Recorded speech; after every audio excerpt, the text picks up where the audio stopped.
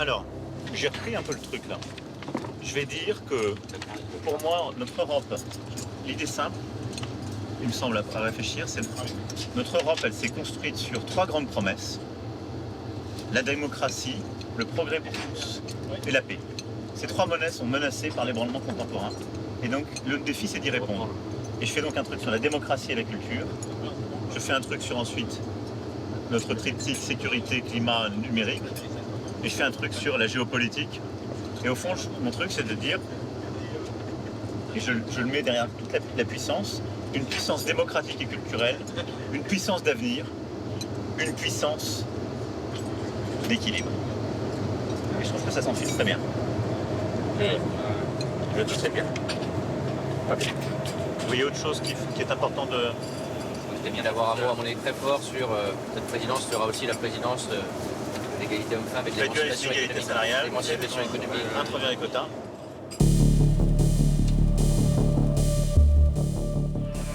France Inter. Le journal, Margot Turgy, bonjour. Bonjour Mathilde, bonjour à tous. La date est cochée dans son agenda depuis un moment. Ce mercredi 19 janvier, à 11h, Emmanuel Macron va endosser le costume de chef du Conseil de l'Union européenne.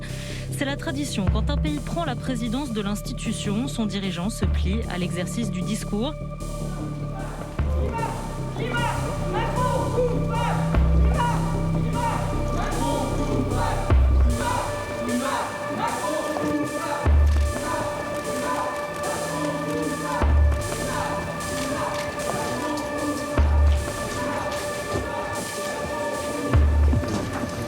C'est vous qui allez avec au pupitre? Ouais.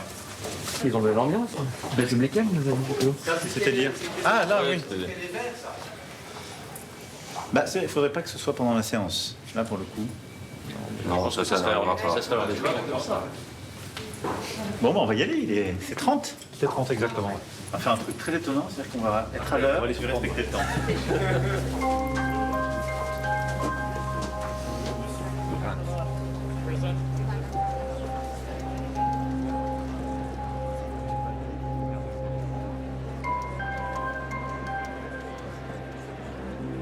Nous devons, nous Européens, retrouver ensemble une Europe puissance d'avenir, c'est-à-dire une Europe apte à répondre aux défis climatiques, technologiques et numériques, mais aussi géopolitiques, une Europe indépendante en ce qu'elle se donne encore les moyens de décider pour elle-même de son avenir et de ne pas dépendre des choix des autres grandes puissances. Je vous remercie.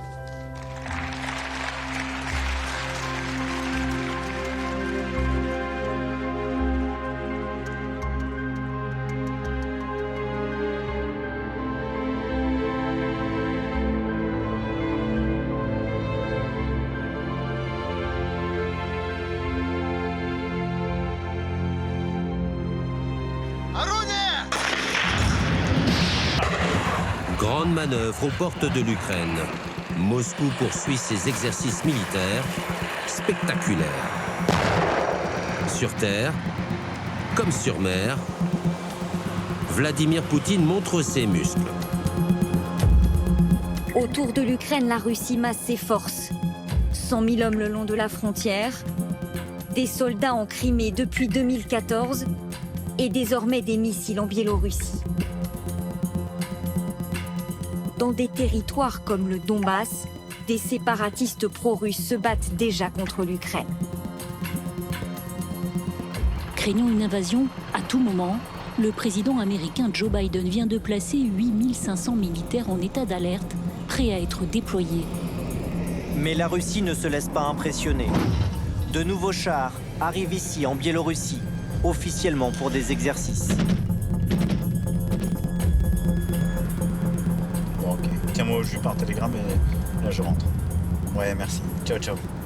Salut. Qu'est-ce qui se passe? Non, on essaie de coordonner les choses sur la Russie, là. Essayer de faire désescalader tout ça. Et on y arrive ou pas? C'est trop tôt pour le dire encore. C'est là. C'est trop tôt. Pour l'instant, ça monte un peu, non? Il y a beaucoup de monde à la frontière, il y a beaucoup de soldats russes qui sont à la frontière et des exercices militaires qui sont là pour montrer. Il y a eu des alertes verbales côté britannique et américain. Oui. Après, il y a un débat qu'on a engagé. Je l'ai eu plusieurs fois, on a des discussions. Poutine? Oui. Donc je pense qu'il y a quand même un chemin. Je pense pas que je lui reparle demain. Donc... Je pense que tout n'est pas perdu, mais il y a beaucoup de défiance qui s'est installée. Le sujet profond n'est pas l'Ukraine, mais de savoir comment gérer la sécurité aux frontières de l'Europe. C'est pour ça que c'est un sujet très très européen. C'est que nous n'avons pas réussi à concevoir la bonne organisation collective après la chute du mur de Berlin. On n'a pas repensé ce qu'était l'OTAN après cela. Dans l'esprit des Russes, l'OTAN ne devait pas s'élargir au-delà de ses États membres, plus à l'Est. Et donc je crois que ça a suscité une immense défiance. Ça s'ajoutant à une vraie révolution conservatrice en Russie, à une défiance croissante, à un régime qui s'est durci, replié sur lui-même. Hein. Tout ça sont des phénomènes multiples. Et vous Mais le sentez dangereux ou pas? Est-ce que... En tout cas, ce qu'il faut voir, c'est qu'on n'a pas créé les conditions pour lever ces malentendus, qui est de savoir comment on construit la sécurité collective. Et on a raté, ce serait un terme. Nous n'avons pas pensé jusqu'au bout la fin de la guerre froide. Voilà. Vous savez ce qu'il veut ou pas, Poutine? Vous le sentez pouvant traverser la frontière ukrainienne? Ou pas, aujourd'hui, là? Je ne dirai jamais ce que je pense profondément, parce que c'est ce qui... Mais je dis juste qu'en 2014, il a attaqué. Et il a envahi la partie orientale de la Crimée. Et il a amassé plus de 100 000 hommes aux frontières aujourd'hui, en faisant des exercices militaires non coordonnés. Ce sont deux faits suffisamment lourds pour que je... Quand il y a une escalade verbale et sur le terrain, sur laquelle on assiste depuis plusieurs semaines, le moindre dérapage peut rendre une situation irréversible. On le sait bien, on a déjà vécu dans notre histoire. On a déclenché des conflits mondiaux, je pense au premier en particulier, sur des étincelles qui paraissaient très périphériques. Et là, on n'est pas loin de ça. Je ne veux pas tenir justement de grands mots, mais je suis obsédé par ça.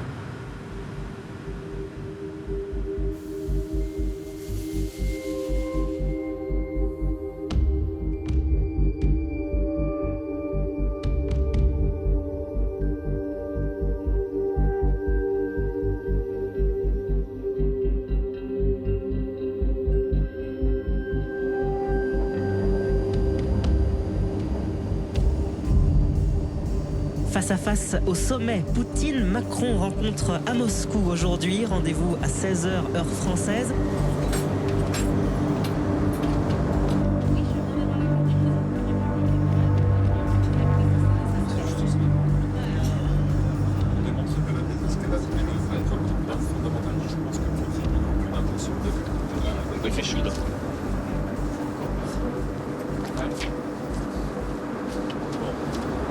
La com du Kremlin qui est robuste ce matin.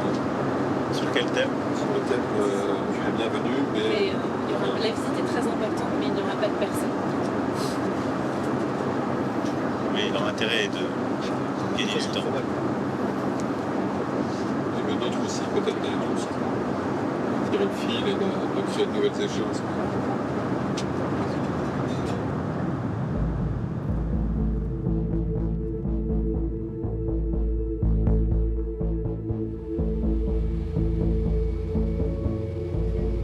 Emmanuel Macron, médiateur au nom de l'Union européenne, est au Kremlin pour discuter avec Vladimir Poutine.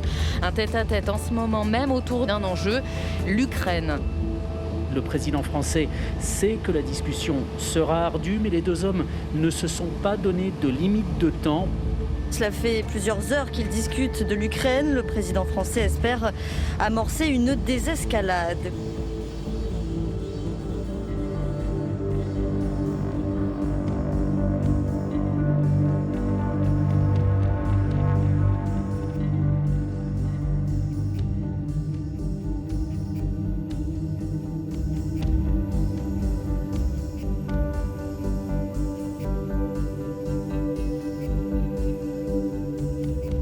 Но вы понимаете или нет, что если Украина будет в НАТО и военным путем будет возвращать себе Крым, европейские страны автоматически будут втянуты в военный конфликт с Россией.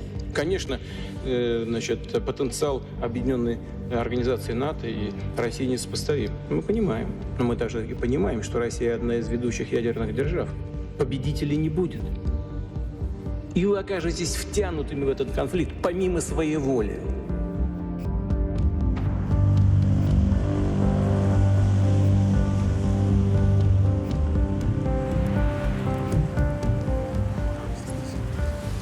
C'était beaucoup plus intense. Ça doit être du travail, je crois. Ouais.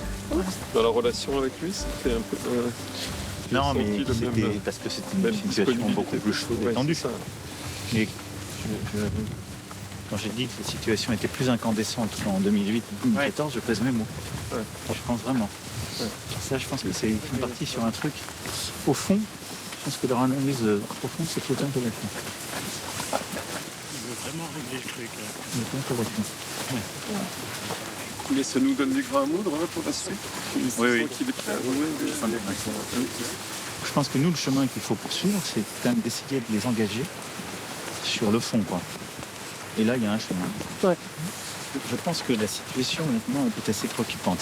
En tout cas, là où il a été très clair, il a dit que sur la Biélorussie, il ne mettrait pas de capacité nucléaire et il ne laisserait pas il veut pas de fin de base fixe. Ouais, il y a eu un moment d'excitation, en fait. De toute façon, il m'a dit, j'ai pas besoin d'aller en Biélorussie pour... Ouais, c'est pas faux.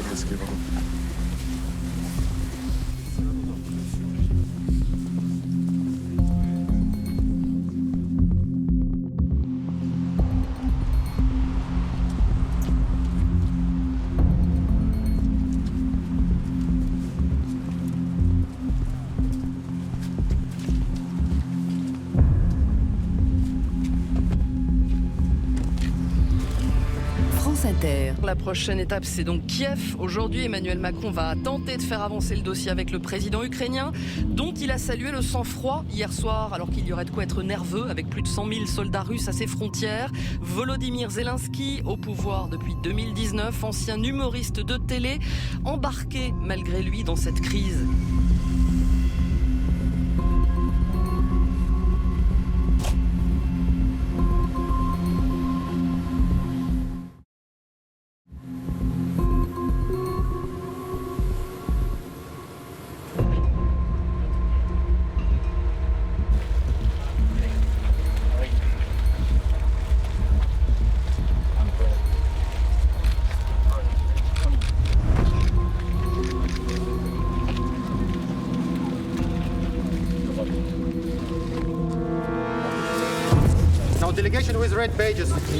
Alors, on va juste faire monter la Ça va? Il est où le badge? Bonjour. Bonjour. Bonjour. Come here, please. Manuel. Bon, président. Ouais. Emmanuel, tu dis au président que je lui ai fait un message?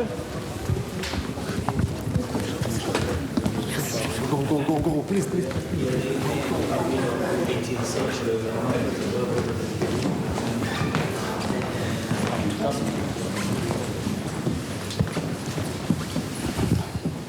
Vite. Non.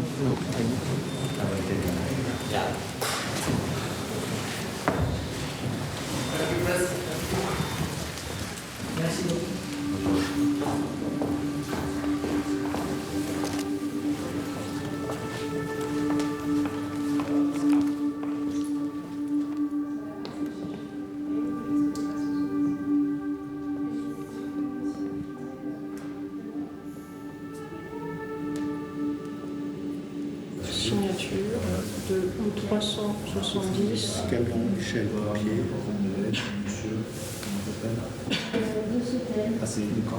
Après, ils ont signé un mémorandum pour Thalès, entre Thalès et le ministère de l'Intérieur, sur la fourniture d'équipements de sécurité aux frontières.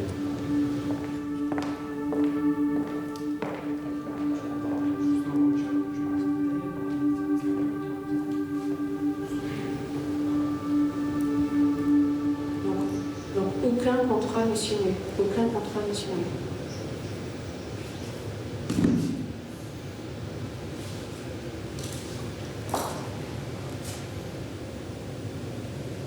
Non, mais je suis hyper déçue en fait. Enfin, c'est plus que de la déception. Parce qu'on était censé signer un contrat Alstom de locomotive, un gros contrat, 1 milliard. Sachant que le président va à Belfort après-demain. On vient à Kiev quasiment, c'est presque la guerre, et on vient signer des contrats. Donc il peut y avoir une incompréhension. Mais on explique que non. Au moment où des gens évacuent l'Ukraine, des ambassades ont été évacuées quand même, occidentales, des États-Unis ont été évacuées il y a quelques semaines. Et c'est de dire, nous, non seulement on n'évacue pas notre ambassade, mais on signe des contrats. C'est-à-dire qu'on investit dans votre pays, et en soi, c'est un geste politique. Emmanuel, on a une mauvaise nouvelle. Le contrat Alstom a planté totalement. Alstom dit que c'est les Ukrainiens disent que c'est Alstom, évidemment. Et donc moi j'avais dit signer un protocole, quelque chose, un truc un peu engageant, Oui, disant qu'on signera dans un mois. Donc là, qu'est-ce qu'il faut dire au président pour éventuellement rattraper avec Zelensky? Il passe un message qu'il dise un truc à Zelensky. Ah oui, mais on a accès au président. Il faut lui faire un petit message et puis il faut lui donner le dernier point. Il ne faut pas en rester là. Tu vois, ils sont... Je sais bien. Rien ne sera signé. C'est très ennuyeux. Et je pense que ce n'est pas leur intérêt.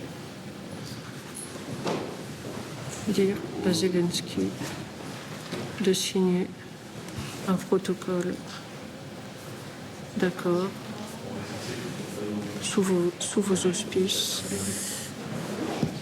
Il m'a répondu Philippe. Attends. Dire à Zelensky de signer un protocole d'accord sous vos auspices pour marquer détermination à faire avec la France. Pour le déjeuner, Hein? Tu veux ramener non, file-le à Philippe Laville. C'est en projet d'Alstom, c'est pas inclus. А у нас же нет еще деревни, да? Надо вот passer une tête. Tu peux lui passer. Ça aurait été lui donner. Évidemment. Ok. Tu lui souffles que c'est très important. C'est de l'emploi à Belfort. 1 milliard, c'est combien d'emplois? Je sais pas. Et c'est de l'emploi. C'est une ligne de production. Donc là, on fait passer un message au président qui est avec le président ukrainien, c'est ça? Qu'il le lui en parle. C'est un contrat qui a une grosse valeur politique. C'est la rénovation de tout le matériel ferroviaire ukrainien. Ah oui, le train.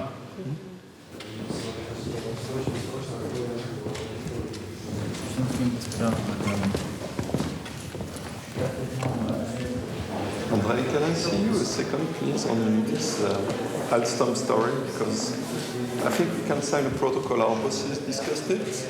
And the head of the company is coming back to the palace right now. So if we are okay on the text, we can have a signature. Can we do this? I'm waiting for you outside of the room. Okay. Ben, on récupère le contrat Alstom. vont signer? Je pense.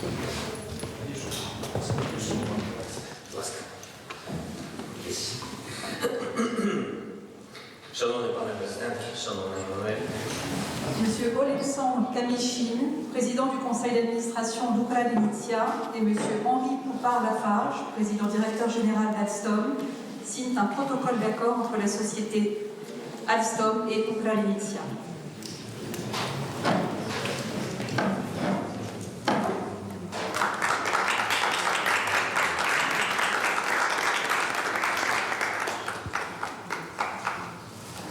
Церемонію підписання двосторонніх документів завершено. La France s'est déterminée, Monsieur le Président, à poursuivre inlassablement ses efforts de médiation entre la Russie et l'Ukraine pour mettre fin au conflit. Hier, avec le président Poutine, j'ai longuement évoqué évidemment ce sujet et il s'est lui-même réengagé à respecter les accords de Minsk, qui ont vocation à rendre à l'Ukraine son intégrité territoriale et qui tracent le chemin vers la paix.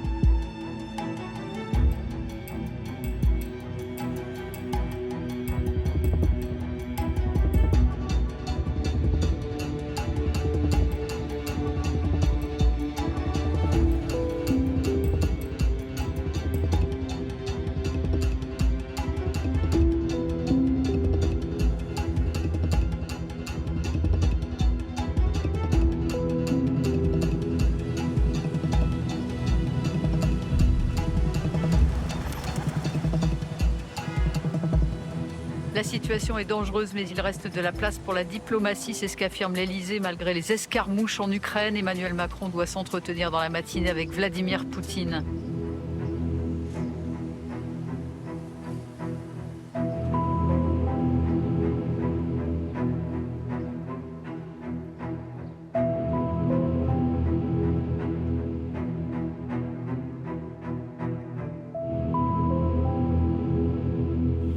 Je suis heureux de t'entendre, Vladimir. Merci pour ta disponibilité ce matin. Depuis notre dernière conversation, les tensions ne cessent de croître. Et tu sais mon engagement et ma détermination à poursuivre le dialogue. Je voudrais que tu me donnes d'abord ta lecture de la situation et peut-être de manière assez directe, comme on le fait tous les deux, me dire quelles sont tes intentions. Et puis après, je voulais essayer de voir s'il y avait encore des actions utiles à conduire et te faire quelques propositions. Ну, что сказать, ты так все там видишь, что происходит. И ты, и канцлер мне сказали, что господин Зеленский готов к каким-то конкретным шагам, что он подготовил какие-то законопроекты по соглашению Минских соглашений, по выполнению Минских соглашений. Значит, ну чего появилось? 17 февраля господин Зеленский заявил, что Минские соглашения, цитирую, расставлены так, чтобы мы изначально были в проигрышной позиции. Наш уважаемый коллега, господин Зеленский, на самом деле ничего не делает, он вас обманывает. Ну, наверное, ты слышал, заявил вчера, что ли, что считает, что Украина должна вернуться к ядерному статусу. Mais non. Я обратил внимание на твои N'importe quoi. пресс-конференции как раз в Киеве. Он сказал, что нужно их пересмотреть, Минские соглашения, и дальше цитата, с тем, чтобы они были выполнимы. Non. Non, non, il n'a pas dit ça. Il n'a pas dit ça. Je vais lui dire de ne pas entrer dans une discussion de détail avec lui. Vladimir, d'abord, une chose, je n'ai jamais dit qu'il fallait réviser les accords de Minsk. Je n'ai jamais dit ni à Berlin, ni à Kiev, ni à Moscou, ni à Paris. Je n'ai dit qu'il fallait les appliquer, qu'il fallait justement respecter les choses, et je n'ai pas la même lecture que toi des derniers jours, par contre. Эммануэль, вот, да, так что я не знаю, чего сепаратисты, конечно, можете, вас не устраивают, но они делали, во всяком случае, под нашим давлением все, чтобы выйти на какой-то конструктив с киевскими властями. Alors, par rapport à ce que tu as dit, Vladimir, plusieurs remarques. Première chose, les accords de Minsk prévoient un dialogue avec vous. Tu as totalement raison. Dans ce contexte-là, il n'est pas prévu que la base de la discussion soit un texte soumis par les séparatistes. Et donc, quand ton négociateur essaie d'imposer aux Ukrainiens de discuter sur la base de feuilles de route des séparatistes, il n'est pas respectueux des accords de Minsk. Ce ne sont pas les séparatistes qui vont faire les propositions sur les lois ukrainiennes. Значит, смотри, мы с тобой, видимо, совсем по-разному это все понимаем. Значит, я уже тебе говорил, когда мы лично встречались, указывал и читал даже пункт 9, 11, 12 Минских соглашений. Je les ai sous les yeux. Il est bien écrit que le gouvernement de l'Ukraine, paragraphe 9, etc., propose, et que c'est en consultation et en accord avec les représentants de certains arrondissements des régions de Donetsk et Luhansk, dans le cadre du groupe de contact tripartite. C'est exactement ce qu'on propose de faire. Donc, je ne sais pas où ton juriste a appris le droit. Moi, je regarde juste les textes et j'essaie de les appliquer. Et je ne sais pas quel juriste pourra te dire que dans un pays souverain, les textes de loi sont proposés par des groupes séparatistes et pas par les autorités démocratiquement élues. Они демократически выбранные правительства. Они пришли к власти в результате кровавого переворота с убийствами, поджогами и сжиганием людей живьем. Вот. И Зеленский у вас из этой команды. Значит, диалог подразумевает учет интересов другой стороны. Да, они представили свое предложение. Но эти сепаратисты, как ты их называешь, они же ответили. Ответа-то нет никакого. Где же диалог-то? Mais parce que, comme je viens de te le dire, on s'en fout des propositions des séparatistes. Ce qu'on leur demande, c'est de réagir au texte des Ukrainiens. Et il faut faire les choses dans ce sens-là, parce que c'est la loi. Mais ce que tu viens de dire montre, d'ailleurs, met en doute quelque part ta propre volonté de respecter les accords de Minsk, si tu juges que tu as face à toi des autorités non légitimes et terroristes. Послушай меня, но ты что, ты же меня слышишь хорошо? Вот сейчас, ты меня хорошо слышишь, правда? Я же тебе говорю, что эти сепаратисты, так называемые, ответили на эти предложения Киева. Они ответили, но на них не реагируют. Alors, ok, sur la base de leur réponse au texte des Ukrainiens, ce que je te propose, c'est qu'on exige de toutes les parties une réunion dans le cadre du groupe de contact tripartite pour qu'ils continuent à avancer. On peut dès demain demander que ce travail soit fait et exiger de toutes les parties prenantes qu'il n'y ait pas une politique de la chaise vide. Or, les 2 derniers jours, les séparatistes n'ont pas voulu se prêter à cette discussion. Moi, je vais, dans la foulée, exiger ça de Zelensky. Est-ce qu'on est d'accord là-dessus? Si on est d'accord, je le lance et j'exige une réunion dès demain. До конца дня ответить и прислать тебе, значит, то, что там есть. Надо изначально нажимать было на них и заставлять их хоть что-то сделать. И ничего же не хотят. Mais si, moi je fais le maximum pour les pousser, tu le sais bien. Я знаю, но, к сожалению, это не действует. J'ai besoin que tu m'aides un peu. La situation sur la ligne de contact, elle est très tendue. J'ai vraiment appelé hier Zelensky au calme, je vais lui redire. Calmer tout le monde, calmer dans les réseaux sociaux, calmer les forces armées ukrainiennes. Mais est-ce que toi aussi, tu peux vraiment appeler à calmer tes forces armées prépositionnées? Il y a eu beaucoup de bombardements hier. Si on veut donner une chance au dialogue, il faut calmer dans la région le jeu. Comment vois-tu l'évolution des exercices militaires? Там они идут по плану. Donc il se termine ce soir, c'est ça? Да, наверное, сегодня вечером. Там есть предложение войска оставить до тех пор, пока не угомонится на Донбассе. Ну, посмотрим. Сегодня я еще должен посоветоваться со своими помощниками, и с Министерством обороны, с Министерством обороны. D'accord. Vladimir, je te le dis très sincèrement, pour moi, remettre la discussion dans le bon cadre et éviter les tensions est un préalable absolu. Et moi, ce qui m'importe, et je te le demande vraiment, c'est qu'on maîtrise la situation. Ça, c'est le premier pilier. Et je compte beaucoup sur toi parce que ne cède pas aux provocations, quelles qu'elles soient, dans les heures et les jours qui viennent. Je voulais très concrètement te faire 2 propositions. La première, organiser une rencontre dans les tout prochains jours à Genève entre toi et le président Biden. Je lui ai parlé vendredi soir, je lui ai demandé si je pouvais faire cette proposition. Il m'a dit de te dire qu'il y était prêt. Le président Biden a aussi réfléchi sur les manières de désescalader de manière crédible la situation, prendre en compte tes demandes et aborder très clairement la question de l'OTAN et de l'Ukraine. Dis-moi la date qui te convient. Спасибо тебе большое, Эммануэль. Для меня это всегда большое удовольствие и честь коллегами из Соединенных Штатов, и из Европы, и с тобой тем более, ты знаешь, у нас хорошие отношения личные. Эммануэль, я предлагаю все-таки переместить местами. Сначала поработать, подготовить, а потом уже объявлять о встрече. Потому что иначе, если приехать просто поговорить ни о чем, то это будет означать, что нас опять послали подальше. Вот и все. Mais est-ce qu'on peut se dire aujourd'hui, là, à l'issue de cette discussion, qu'on est d'accord sur le principe? Je voudrais une réponse claire de ta part là-dessus. Je comprends ta réticence sur une date, mais est-ce que tu es prêt à avancer et à dire aujourd'hui, je souhaite une réunion à deux avec les Américains, puis élargie aux Européens, ou pas? Voilà, c'est pas sûr. Это же такая вещь серьезная, поэтому, если ты хочешь, чтобы у нас были согласованные формулировки, мне кажется, сейчас нужно дать поручение нашим помощникам, чтобы они сейчас прямо сейчас созвонились и эти формулировки согласовали. В целом, конечно, я согласен. Абсолютно правильным направлением. Très bien. Tu me confirmes que tu es d'accord sur le principe. Je propose que nos équipes, sous la supervision de M. Ouchakov et M. Beaune, essaient de parachever un texte conjoint, en forme de communiqué, à l'issue de ce call.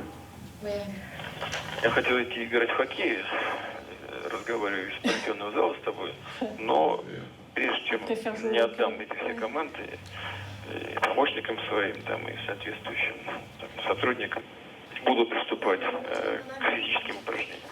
Merci en tout cas Vladimir, on reste en contact en temps réel. Dès qu'il y a quelque chose, tu m'appelles. Je vous remercie, monsieur le président. Je peux raccrocher Emmanuel? Franchement. On joue pas mal. Franchement. Non? C'est très bien. Donc 1h45. Nous allons vous réintégrer pour un débrief. C'est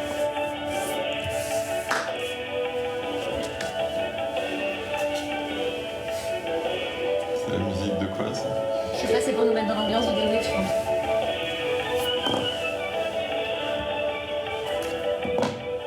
Allô? Oui, monsieur le président. Je trouve qu'on a eu une bonne discussion ce matin, honnêtement. Je sais que ça vous a paru long sur le Donbass, mais il faut en passer par là avec lui, parce que sinon il pense. Le seul risque, évidemment, c'est d'être démenti dans les faits très vite, puisque les Américains nous passent encore toutes sortes d'informations qui disent que fondamentalement les Russes ne changent pas de posture. Ouais, mais de toute façon, je vais te dire, si Poutine s'engage avec ça, ça a de la valeur parce que ça montre que, d'abord, on fait nos meilleurs efforts, et je pense que lui, ça le met dans une situation beaucoup plus difficile s'il devait déconner. Beaucoup plus difficile, en termes de crédibilité.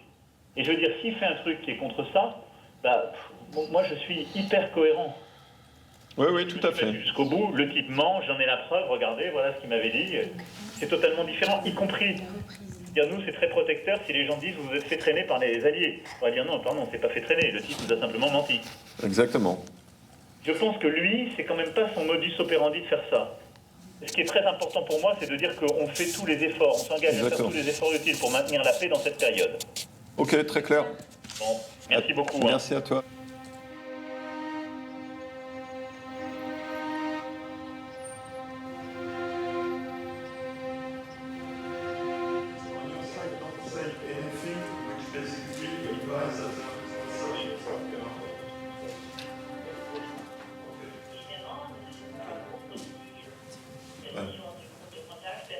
Le problème est que Poutine est un menteur. Parce que là, il vient de donner instruction à Ouchakov de ne pas mentionner le sommet d'aucune façon, donc aucune press line du Kremlin. Oui, mais on peut le faire. Oui, mais ça ne nous arrange pas. Le mensonge fait partie du jeu de Poutine. Mais donc, nous, c'est à nous d'être plus malins. Donc à chaque fois, on pousse un peu plus loin. Donc peut-être qu'aujourd'hui, on ne va pas arriver à leur faire dire sommet, mais demain, on y arrivera peut-être. Aujourd'hui, on va leur dire travaux intensifs, etc. Demain, peut-être qu'on arrivera à leur faire dire travaux intensifs pour un sommet. Mais pour obtenir ça, il faudra qu'on ait créé les conditions. Donc on ait mis plus de pression, qu'on ait offert des options, etc., etc.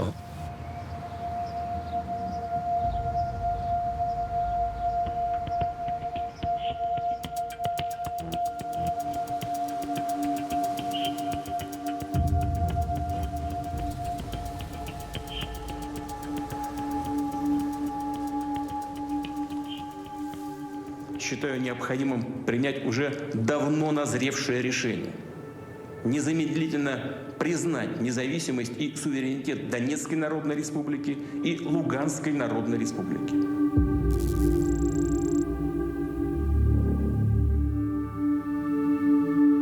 Les accords de Minsk restent la seule base pour un règlement du conflit dans le Donbass, ou plutôt restaient, car la reconnaissance des républiques séparatistes pro-russes par Moscou a mis un coup de canif dans le protocole. C'est ce qu'estiment les Occidentaux. L'annonce de Vladimir Poutine, il la célèbre avec l'hymne et des drapeaux russes. Ils ne sont que quelques-uns dans le centre de Donetsk, mais pour eux la victoire est grande. Ce serait une première étape avant d'intégrer la Russie.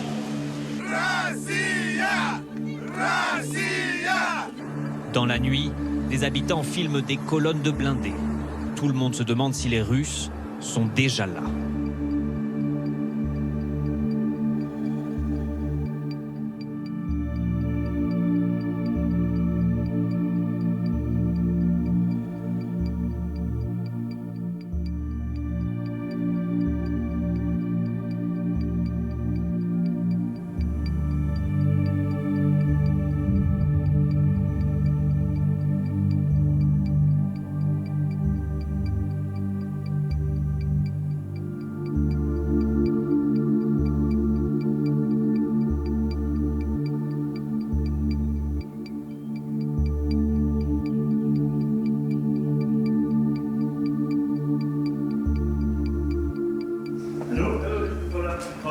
Hello, Emmanuel speaking. How are you?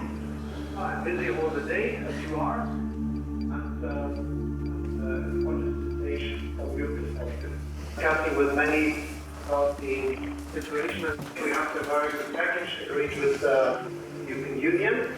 I agree that the package is satisfactory at this stage as a first reaction, because the situation can evolve and we can be pushed in a context where we should increase the level of sanction. As long as there is no military intrusion or a big change, I have to say I'm reluctant to have a NATO meeting. Well, it has to depend on whether there are military actions. And so the question to the European Council.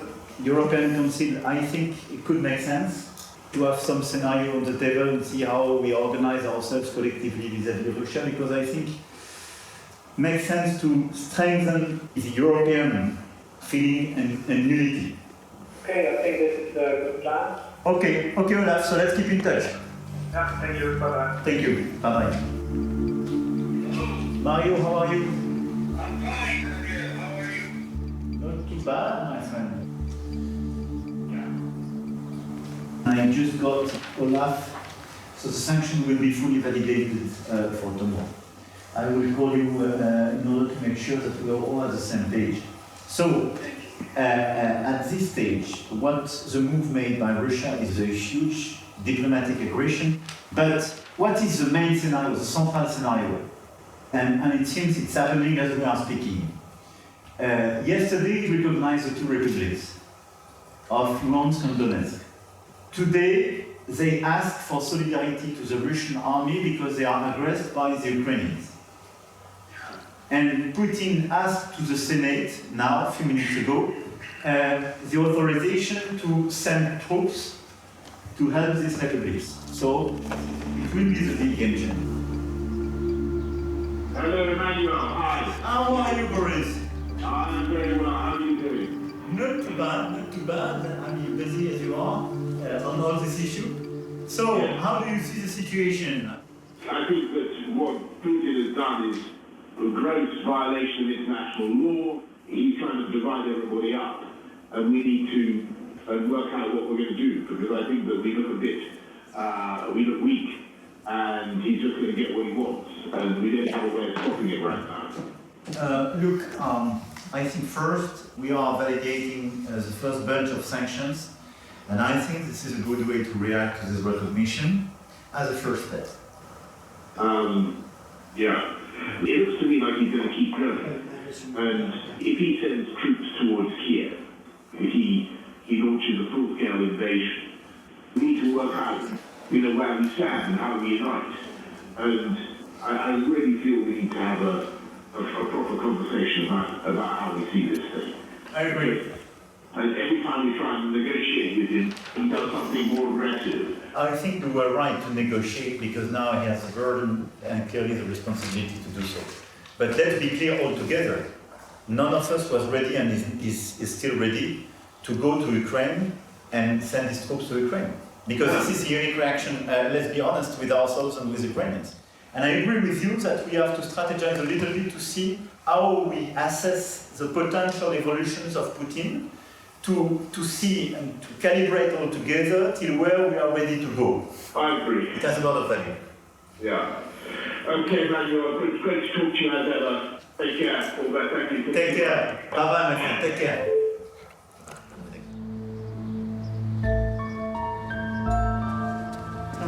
L'enjeu, c'est de montrer le président dans sa position de leader, qui rassemble la famille européenne et qui, avec tous, construit une politique européenne à l'égard de la Russie qui tient compte des derniers développements et permet d'anticiper sur les prochains. Ça, c'est l'enjeu. Et ça, c'est complexe. Ça, c'est un vrai enjeu, parce que c'est compliqué. La crise oblige tout le monde à bouger et à se repositionner. Et puis, par ailleurs, à compter les uns sur les autres.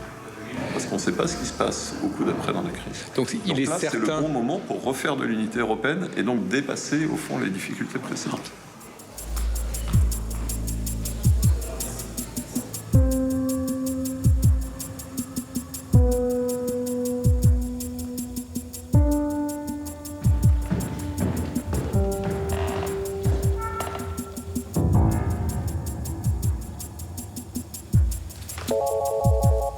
Oui, allô? Oui, bonsoir, Monsieur le Président. Je vous transfère dans la conférence avec le Président Zelensky. C'est très gentil. Alors, comment vas-tu? Volodymyr, c'est Emmanuel à l'appareil. Володимир, це Еммануель на зв'язку. Як ти? Як справи? Дякую, Еммануель. Écoute, je voulais d'abord prendre de tes nouvelles et que tu me dises comment évolue la situation sur le terrain et comment vous anticipez les prochaines heures. Проникнення нових не було. Вони були вчора, декілька тисяч людей були на тимчасово окупований Донбас. Вони зайшли, і це ми бачимо. А щодо проникнення на іншу територію України, яку ми контролюємо, таких проникнень не було. Donc tu ne crains pas une attaque massive dans les prochaines heures ou demain qui déborderait l'armée ukrainienne? Еммануель, останні, чесно скажу тобі, декілька тижнів нам говорять, що це буде. Розвідка говорить, що такі ризики є, і ризики достатньо високі. Тому побоювання є, але тим не менш ми спокійні, тому що підтвердження 100% ми не маємо. Але ми розуміємо, що вони до наступу вже готові. Bon, d'abord, sur le plan matériel, nos armées donc, vont céder le matériel que tu m'as demandé. Il sera acheminé demain par avion militaire vers Kiev. Mais moi, je suis prêt, en lien d'ailleurs avec les autres Européens, à faire davantage. Donc ça, il faut que tu me redonnes une liste précise.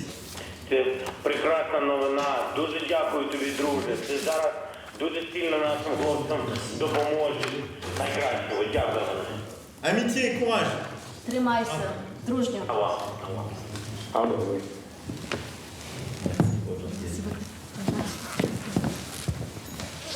Merci beaucoup, madame.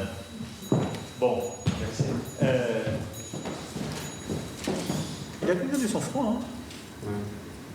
Il y a quand même une sérénité dans son système qui est impressionnante. Qu'est-ce qui lui parle en ce moment, Poutine? Erdogan, c'est un coup de fil. Honnêtement, il y a un truc moi, qui me frappe, c'est que son speech, en termes d'image, la longueur, l'énervement, le truc, n'est pas du tout militaire. C'est très étonnant. Il y a un truc qui cloche dans cette affaire. La mise en scène est vraiment pourrie. Non, il y a quelque chose qui manifeste de la fébrilité et le système n'est pas si aligné que ça.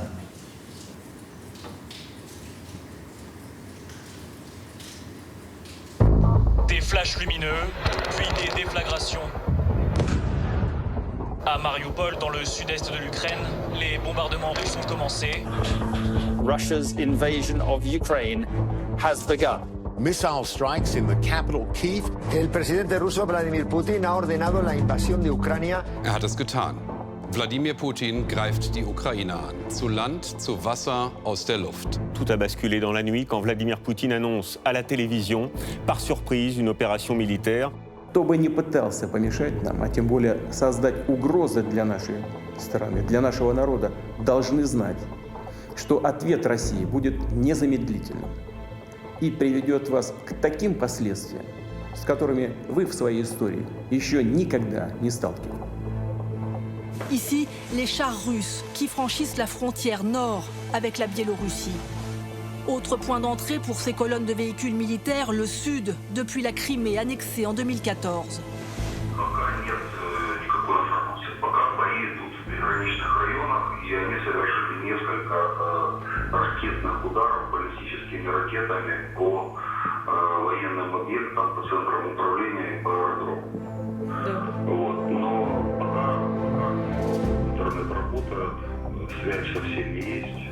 А в Киеве пока все спокойно, да? Ну вот, пока город не бомбят. Но в Борисполе были взрывы, и в области были взрывы. Да. Но в Киеве их слышат люди. Ah là, c'est la guerre.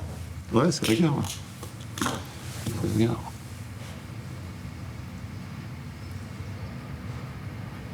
Vous pensez à quoi? Je pense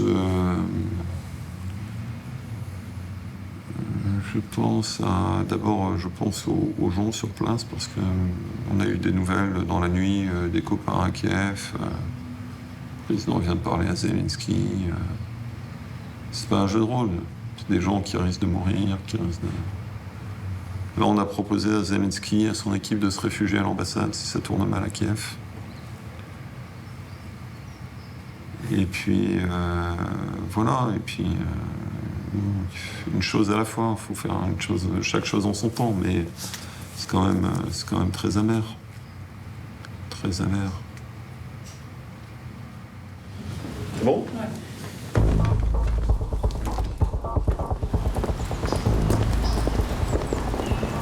Zelensky qui pressionnait de cœur. C'était pas l'impression que tu donnais au président ce matin.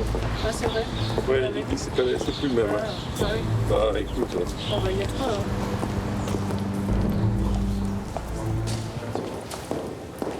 C'est bizarre, hein. Je me suis réveillé il y a 5h du mat.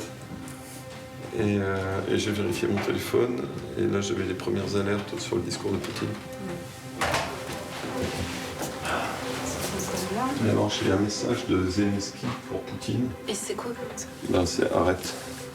Finalement, tu vois. Donc, je vais le passer à Ushakov de la part de lui. Qui est président? Il répond pas, tu vois. Ils ont fermé les écoutilles au Kremlin. Quel courage.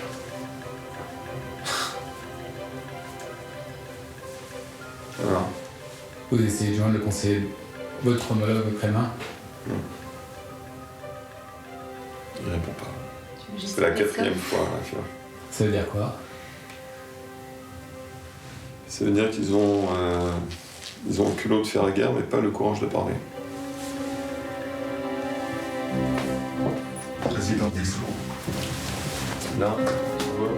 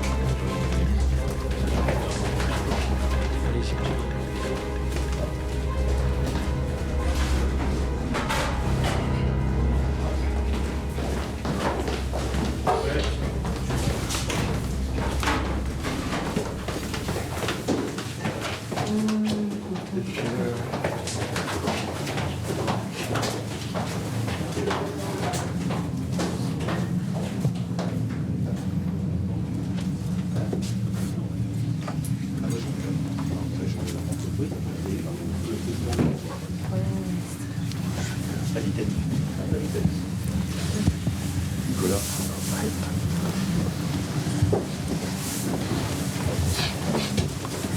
Bien. Très bien, merci beaucoup pour vous disponible. En si peu de temps, évidemment, je voulais, après notre échange d'hier matin, qu'on puisse se retrouver sous ce format pour un conseil exceptionnel lié à l'attaque militaire russe des dernières heures sur l'Ukraine. J'ai eu donc le président Zelensky ce matin, après l'avoir eu d'ailleurs hier soir à 21h30. La discussion d'hier soir avait été plutôt rassurante, selon ces standards, de rester sur la description qui m'avait été faite pour ma part hier matin. Et évidemment, ce matin, ce qu'il m'a décrit était une situation de guerre totale, en me demandant notre solidarité, la coordination européenne et internationale, des initiatives auprès de la Russie, je vais y revenir, et un contact que j'aurai avec lui à l'issue de ce conseil. Moi, je voulais qu'on revienne d'abord sur, évidemment, la description des opérations et qu'on puisse ensuite planifier l'ensemble des actions de court terme à prendre en propre et des initiatives à prendre au niveau européen et international.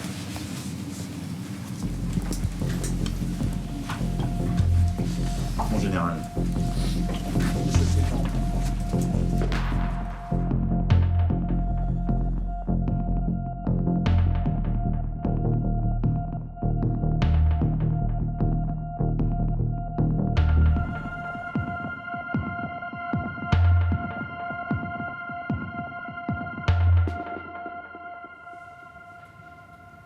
Sur les sanctions, donc on va reprendre tout le paquet qui avait été prévu sur le plan économique, plus une extension des désignations.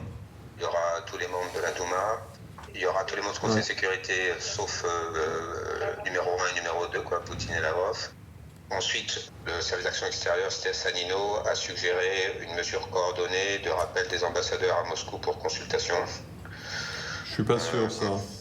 Ouais, alors moi j'ai prudent, j'ai dit qu'on rapportait tous à nos capitales et on voit. Non, je pense pas. Honnêtement, c'est normal, mais c'est une diplomatie classique que nous on aime bien pratiquer. Mais là, en temps de crise, tu vois, nous on a plutôt intérêt à avoir Pierre sur place, ne serait-ce que parce que si tu veux, s'il faut évacuer des personnels, s'il faut renforcer la protection de l'ambassade, moi je vais avoir besoin de l'ambassadeur. Il ne faut pas jouer à ça. Ok, peut-être on va vérifier avec les Allemands et si on dit la même chose, ça... Ouais. Alors moi je te dis où on en est. Donc on a fait un conseil restreint ce matin. La ligne du père, c'est quand même de très grande sévérité, très grande dureté. La mesure proposée par le ministre de l'Intérieur, c'était de suspendre la délivrance des visas aux Russes. Mais il faut pas... C'est toujours le même truc, c'est-à-dire que tu tapes sur le peuple russe, quoi. Oui, mais je crois que là on en est à un point où... voilà.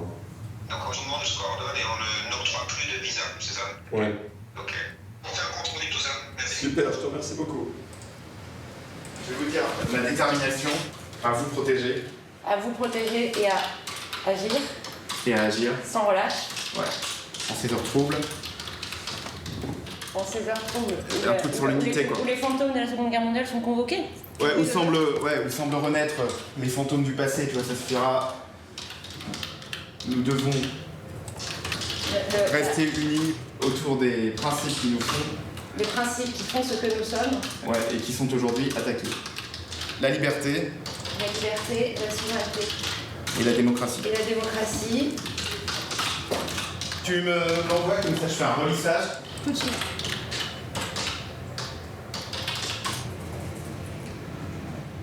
C'est comme si on allait faire la guerre là quand même.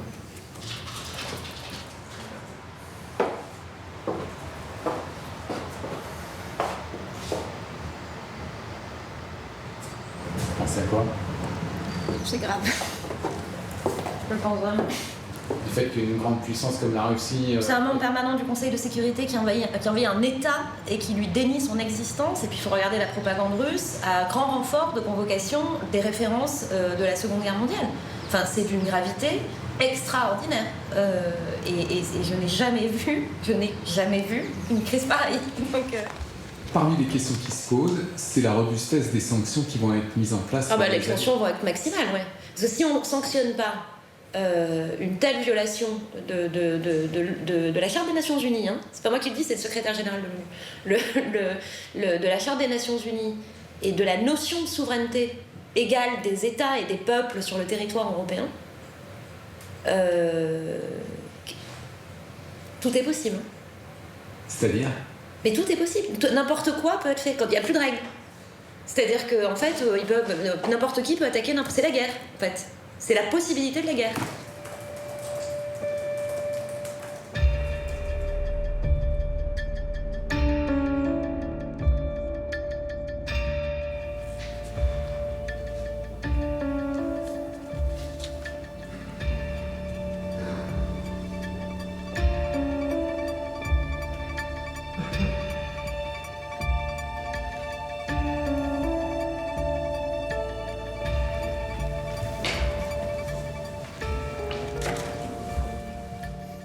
La tête, ça va? Ça va sur l'image? Ça va pour la voix? Ouais, c'est bon.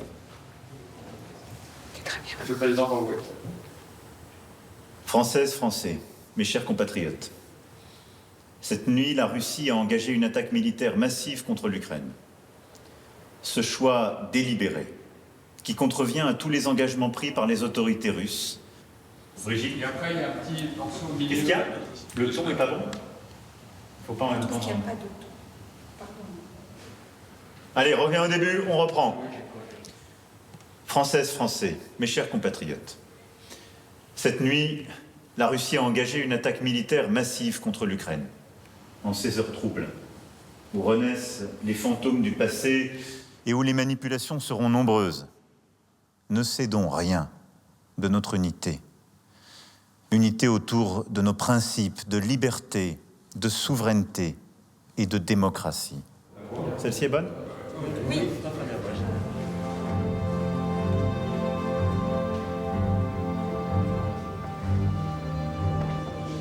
Russia.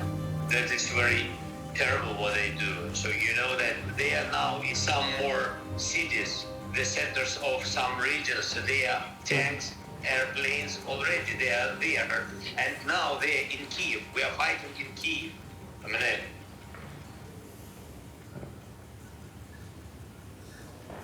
They are with special forces and helicopters, or? yes, airplanes and helicopters, everything. We see it in video. We see it everything. A lot of. Do you have an idea on how many civilians were killed already? No, thousands. And what about you? Are you in security yourself? I think so. Are you sure, or do you think so? I think so. I'm sure. I think nobody is in safety situation now in Kiev. I think so because we are in the circle of Russian army. So which means that they sent special forces everywhere in Kiev? Everywhere. In Kiev, in Odessa, and from Belarus. So we fight everywhere on our territory, everywhere through. We couldn't imagine that it's not the same like it was in 2014.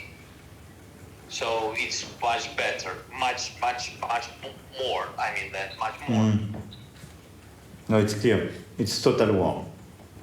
Yes, total war. Okay.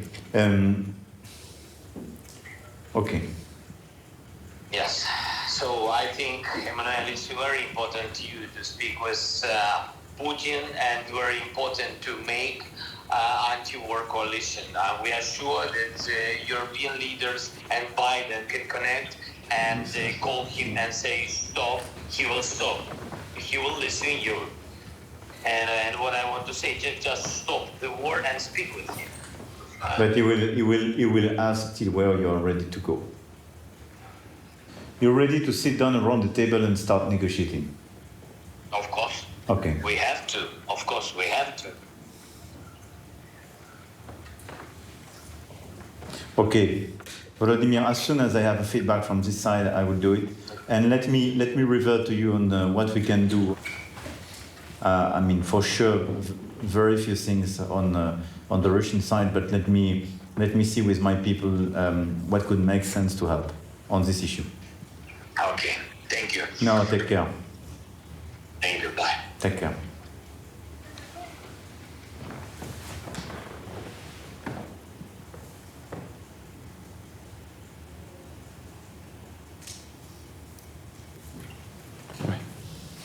Bon.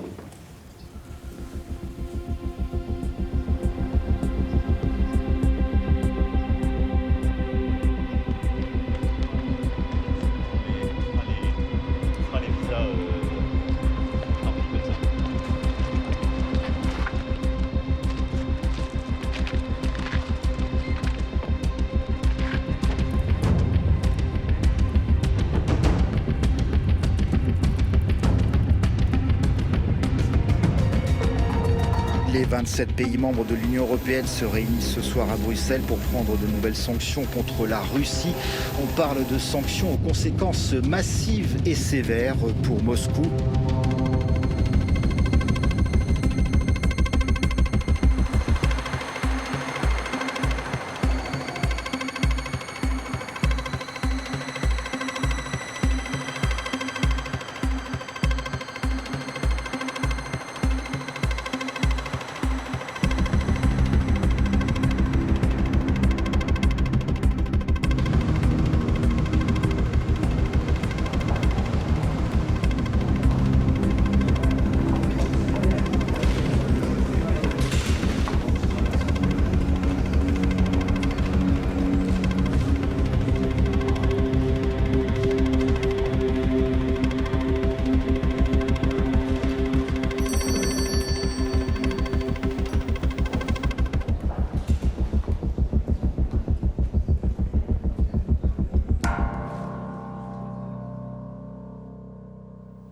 Le président dit que l'intervention de Zelensky au début a été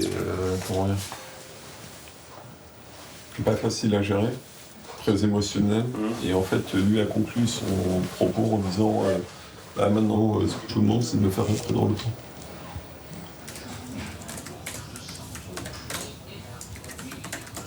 Là, d'après vous, on a combien de temps? Je sais pas. Bruxelles, c'est un drôle d'endroit parce que tous ces gens qui sont quand même très très occupés, qui ont des agendas très serrés. Attendre des heures. Et nous à Paris, où il faut qu'on négocie une demi-heure, etc. dans l'agenda du président, quand ils arrivent à Bruxelles. Ça fait tout exploser. Et pour quelle raison? Tout est possible. Pourquoi? Ça dure des heures. Pourquoi? C'est la façon de procéder en fait. C'est des rounds, donc en fait les 27 s'expriment et s'il y a besoin de reprendre un autre thème, ils se réexpriment à 27 sur le même thème. Mais là, l'action de Poutine contribue largement à rapprocher là. Ouais. Oh bah oui, on le voit quand même. On a négocié les paquets et les conclusions quand même dans des temps records. Hein. Mais c'est parce qu'aussi on s'y est préparé depuis plusieurs semaines. Non mais après, il y en a certains qui parlent vite sur des thèmes qui ne... Normalement, ils parlent pas tous sur tous les sujets. Non. Mais là, c'est un peu... Quand ça touche à des intérêts stratégiques comme ça, là, t'auras quasi... c'est un sujet difficile. Oui, la guerre à la porte de l'Europe. Oui, et puis la Russie, c'est des perspectives européennes très différentes. Tu vois, entre l'Italie et la Pologne, etc. Enfin, ça vient de loin, quoi, de l'expérience historique de chacun. Oui, donc c'est parti pour de vrai. Mais ce qui est rassurant, pardon, c'est quand même qu'à la fin, généralement, ça marche. Mais c'est ça, l'unité. Et qu'à la fin, tu en sors quelque chose qui ressemble à une décision européenne qui fait avancer le choses vite, quoi. Parce que la différence des Nations Unies ou d'une autre organisation internationale, c'était quand même un intérêt commun, un sens de... Tu vois.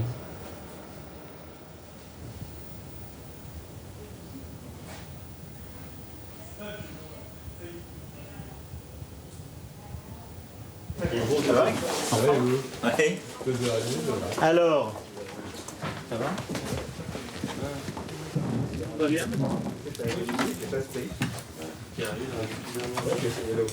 On a tout réglé. C'est convergent. Ouais.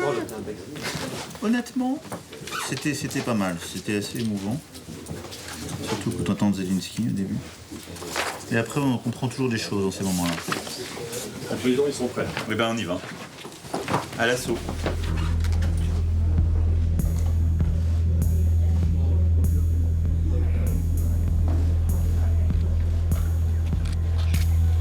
Merci beaucoup.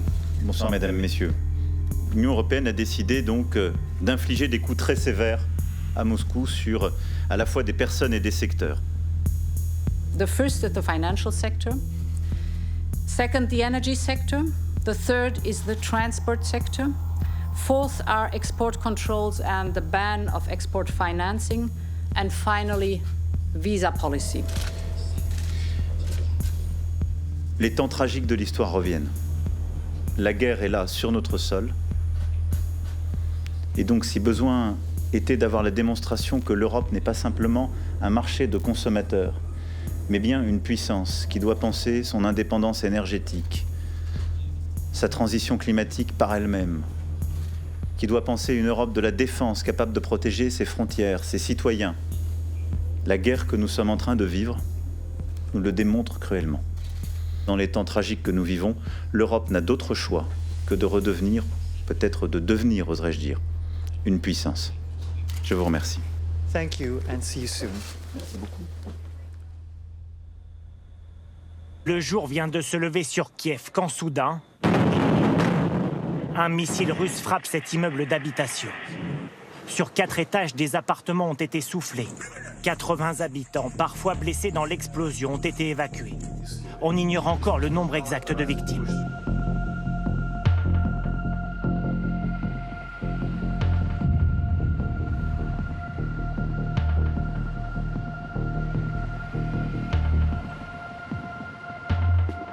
Уважаемые коллеги, вы видите, что западные страны предпринимают не только недружественные действия в отношении нашей страны в экономической сфере, я имею в виду нелегитимные санкции, о которых все хорошо знают, но высшие должностные лица ведущих стран НАТО допускают и агрессивные высказывания в адрес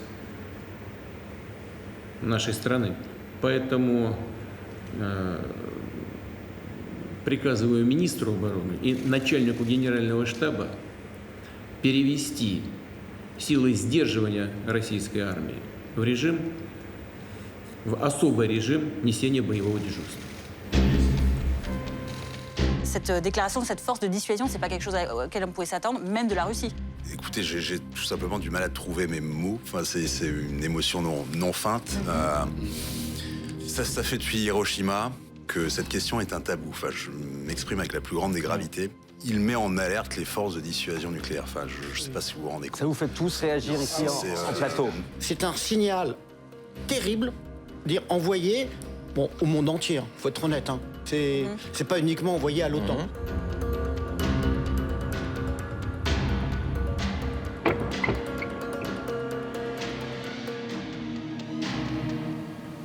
Ça monte d'un énorme cran, là, non? Je crois pas. Je crois pas, mais les mots sont... Les mots ont leur poids, comme dit l'autre. Donc, évidemment, dès que tu dis nucléaire... Mais enfin, le truc, c'est qu'il ne faut pas faire de paris dans des périodes comme ça. C'est-à-dire qu'il faut prendre tout ce que les Russes disent très au sérieux. Il ne faut pas imaginer que c'est juste du bluff, que c'est etc. C'est-à-dire ça l'est, probablement, mais peut-être pas entièrement. Et en tout cas, on ne peut pas se permettre de laisser le moindre doute sur des questions aussi graves. Et alors nous, on va faire comment face à ça? Comment on réagit face à une telle annonce? Le président va s'exprimer ou pas? C'est-à-dire que si Poutine menace de manière essentielle les intérêts de la nation, nous sommes aussi une puissance nucléaire. Et on peut riposter. Et on peut.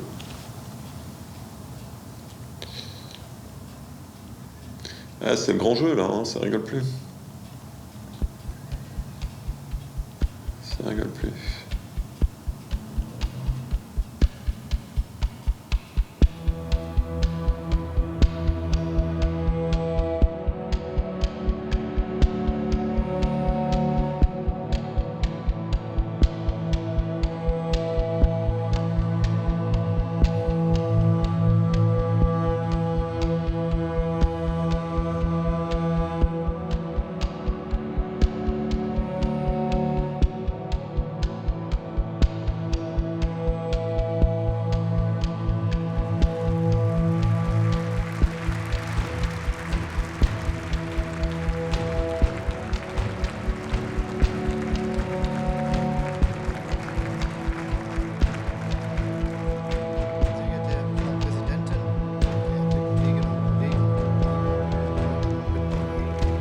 Der Bundeshaushalt 2022 wird dieses Sondervermögen einmalig mit 100 Milliarden Euro ausstatten.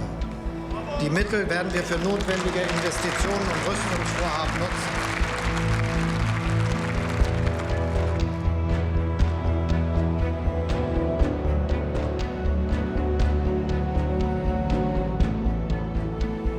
Monsieur le Président, Monsieur Olachov est en ligne. Nous mettons en relation avec lui. Merci. Allô? Allô? On va au-devant de grands ennuis. Les Allemands ne sont plus à l'heure. Tous les tabous sautent. Et Israël. Bonjour, here's Olaf. Ah, hello, Olaf. How are you? At first, let me congratulate you for your declaration for running again for presidency.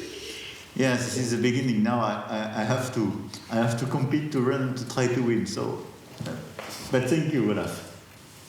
Thank you. So, how was your discussion this morning? After having talked to Putin, it's not becoming better. One aspect what impressed me more than all the talks, so he never complained about all the sanctions. I don't know whether this was the same in your talk, but he did not mention the question. Same. Yeah. And then he spoke about the debate between Ukraine and Russia and told me all his ideas about how a compromise could be found. He's discussing about demilitarization, denazification, and then he is asking for Crimea as part of Russia and the independent Donbas Republic. So nothing new, to be very clear.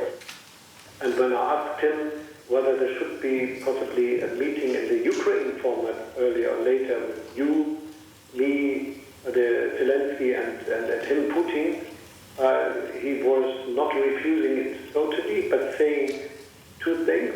First, that it couldn't be not a reason for ceasefire. And then he said he was just speaking about the three of us, so you, me, and him, not including Zelensky. And then he was saying that the Ukraine delegation left for Poland because they want to speak with the President of the United States to get their instructions, more or less. That's it. Okay, no, thank you. I think it's very similar with the discussion I had with him the day before. I think now it's totally determined to go till the end. And obviously, his narrative and the brutality even of his messages being broadcasted, plus all the initiatives he took in the past hours vis-à-vis civil societies and organizations in Russia are quite worrying, to be fair. So I think we have now a lot of elements being convergent to see that he is himself progressively radicalizing, I would say. So we have to keep discussing and working, but I'm quite pessimistic on the very short run after our two discussions. Yeah. I think, given the situation and the same assessment we have, we should work on with our teams on some critical scenario. Because if you look at the situation, it took us by surprise each time because he was the one to break the linearity of the conflictuality. And I think he is preparing something of this type for the coming days or weeks.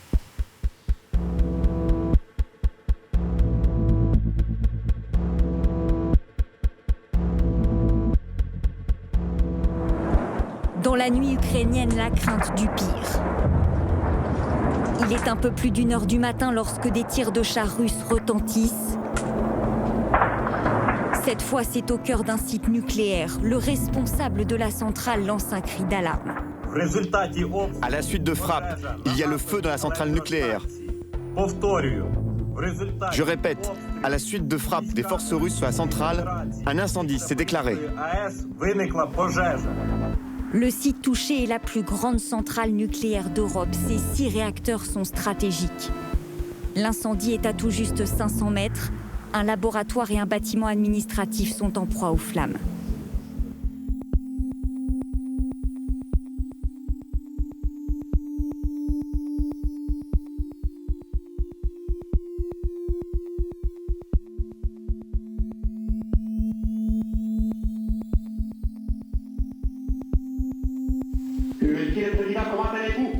bonjour Raphaël. Pardon de vous embêter, je sais que vous avez un avion à prendre. Je voulais vous prendre quelques instants, très vite, sur deux sujets. Le premier, c'était évidemment ce qui s'est passé cette nuit en Ukraine. Je voulais un peu avoir sans filtre votre analyse des choses et voir s'il y avait des démarches que nous devions faire. Donc, il y a eu une attaque et l'impact a été sur un bâtiment administratif. Et finalement, donc, les pompiers se sont occupés de ça et ça a été résolu. En termes pratiques, il n'y a pas eu de radiation, il n'y a pas eu de problème de ce type-là. Les Ukrainiens eux-mêmes, ils ont mis 2 réacteurs en arrêt. On a 4 sites actifs, plus le site de Tchernobyl. Oui. À Tchernobyl, c'est un peu la même situation. Vous avez des opérateurs qui sont là depuis 10 jours. Ils les laissent dormir, prendre du douche, manger, mais ils doivent rester là-bas. Donc ils ne peuvent pas être séparés à l'aise.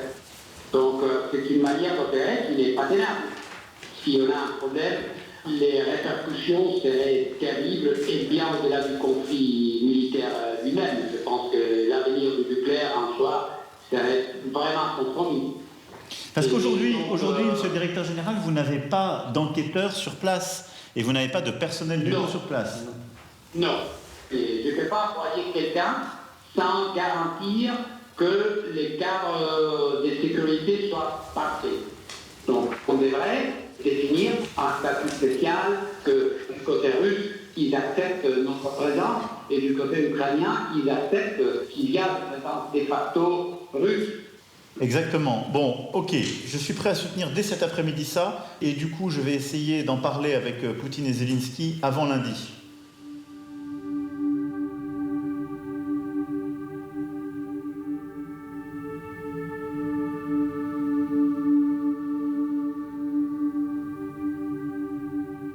Destruction de ponts, préparation de cocktails Molotov et de camouflage, installation de sacs de sable et d'obstacles à l'entrée des villes. Cette très forte mobilisation des Ukrainiens, l'armée russe ne l'avait pas anticipée.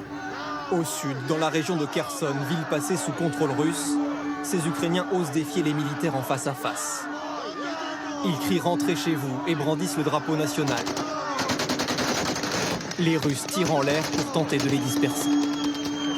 Ce missile, tiré depuis le sol, frappe un hélicoptère russe et provoque sa chute. L'image, diffusée par l'armée ukrainienne, veut montrer au monde entier que l'armée russe a du mal à percer. Volodymyr, comment vas-tu? Володимир, як ти? Як справи? Ну, люди тримаються. Все нормально. Сьогодні в Херсоні вони робили те саме, що вони колись робили в Донецьку і Луганську. Блокували постачання їжі і води і привозили гуманітарні вантажі, роздавали людям. В Херсоні і Мелітополі вони це зробили. Люди не беруть сюди їжу, такий цинізм. А вони грабують магазини українські в тому чи іншому місці, все забирають, а потім це виводять на площу і роздають. Як начебто це їх гуманітарний вантаж. І у людей, ти знаєш, такі настрій, всім дуже складно, всім погано. Але ніхто його не боїться. Я вважаю, що зараз українці показали всьому світу саме це. Bon, courage Volodymyr. Тримайся, Володимир, тримайся. On est avec toi et je pense à toi. Prends soin de toi. Дякую, мене. Дякую за всі. Allez, courage. Тримайся, тримайся. Ils sont d'un courage. Eux là, c'est fou. C'est pour ça qu'il a calme. Ils sont d'un courage.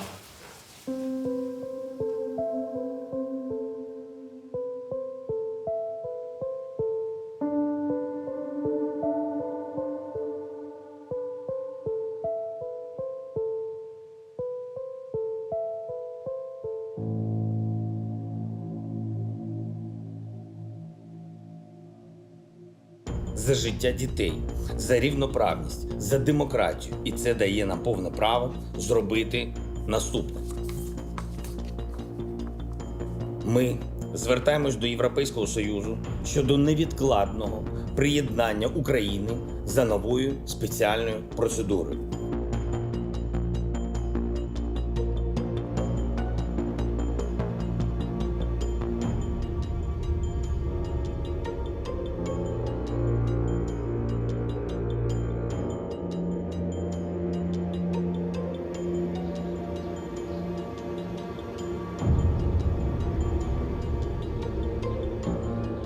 un sommet des 27 en pleine guerre aux portes de l'Union européenne. C'est une première et cela dit tout des enjeux de ce sommet européen qui s'ouvre cet après-midi à Versailles. Jamais un sommet européen des 27 chefs d'État n'avait été aussi attendu, avec au menu des questions aussi décisives et clivantes que l'indépendance énergétique de l'Europe face à la Russie, l'examen de la demande d'adhésion à l'UE de l'Ukraine. 2 jours de discussions déterminantes sur l'avenir du continent et du conflit.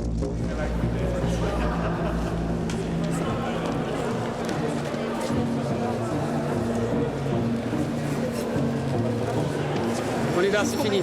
C'est fini.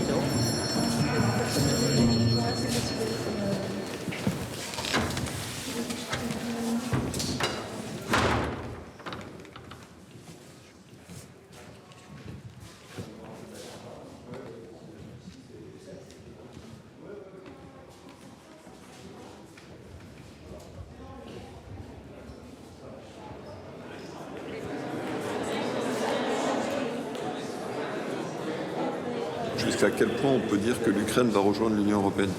C'est dramatique comme débat. C'est dramatique.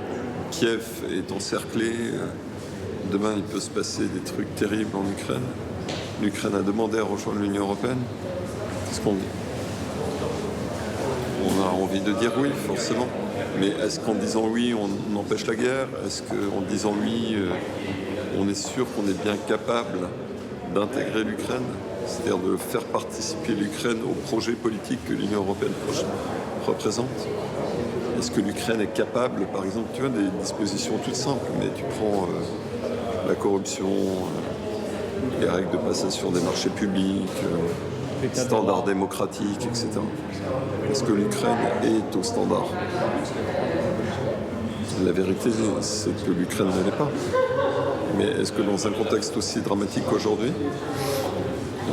au fond, l'actualité justifie de passer outre? Compliqué. J'ai pas de réponse simple, je crois pas que le président en ait. Je pense qu'en fait la crise d'aujourd'hui change la Russie, change l'Ukraine et nous change aussi.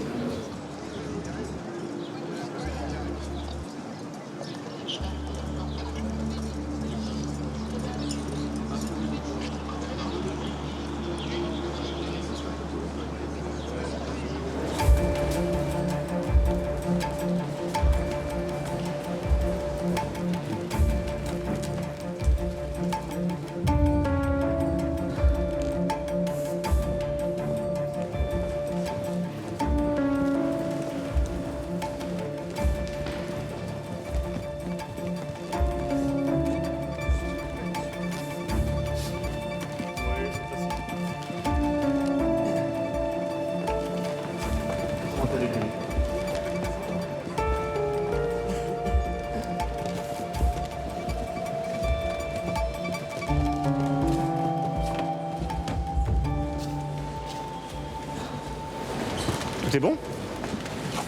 On commence sur énergie ce matin. Vous faites venir tout le monde là? Il y a un protocole? Vous attendez que vous allez nous chercher? Non, non, non.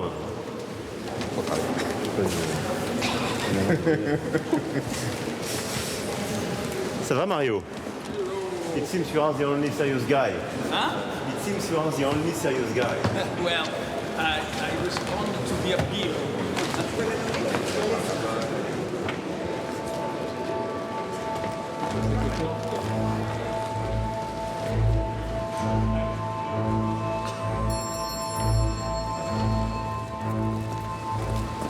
C'est surtout la Lituanie.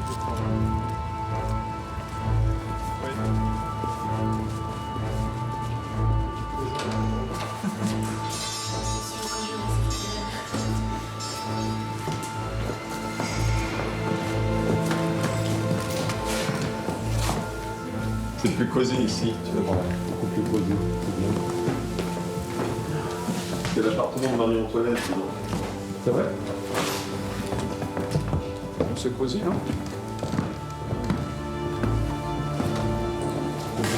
Et tu imagines, regarde toutes les intrigues. C'est un endroit pour faire de la diplomatie. Vous vous invitez souvent mutuellement entre Allemands et Français Avec les Allemands, on ne travaille pas comme avec le reste de nos partenaires. On travaille dans une relation beaucoup plus intime, beaucoup plus structurelle. Transparente. Ouais.